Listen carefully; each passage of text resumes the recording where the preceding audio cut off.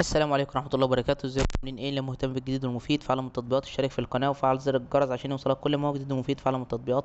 في القناة عندي اقدر اعرفك التطبيقات الحديثة اللي بتسهل عليك حياتك اليومية والتطبيقات الفيك وكمان التطبيقات الهاكر. النهاردة ان شاء الله مع شرح تطبيق جديد هو اسمه باي منت موبايل سي اي. التطبيق ده مساحته 26 ميجا، محمله اكتر من مليون شخص.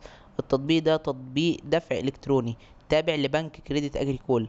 التطبيق ده تطبيق فرنسي، بتقدر من خلال التطبيق ده ان انت تدفع من خلال التطبيق في كل المحلات، في السوبر ماركت، في الشراء الاونلاين. بتقدر تدفع في الفواتير بتاعتك، فواتير الكهرباء، المية، الغاز. كل الحاجات دي بتقدر تدفعها من خلال التطبيق.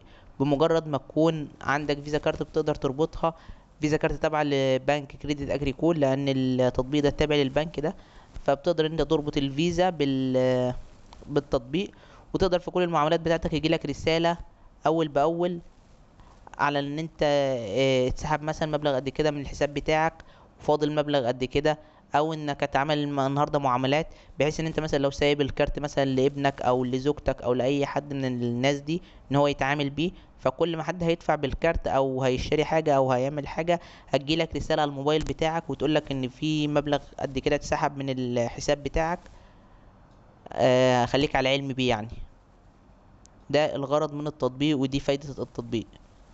مشكلة التطبيق ان هو طبعا موجود في دولة فرنسا بس مش موجود في مصر ولا في اي دولة عربية.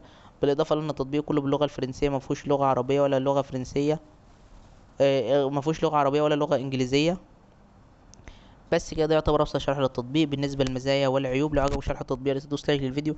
لو عايز شرح التطبيق معين تسيب لي في كومنت. لو شفت ميزة او عيب للتطبيق في اي تحديث من التحديثات القادمة اكتبها في تعليقات الفيديو. شكرا، سلام عليكم.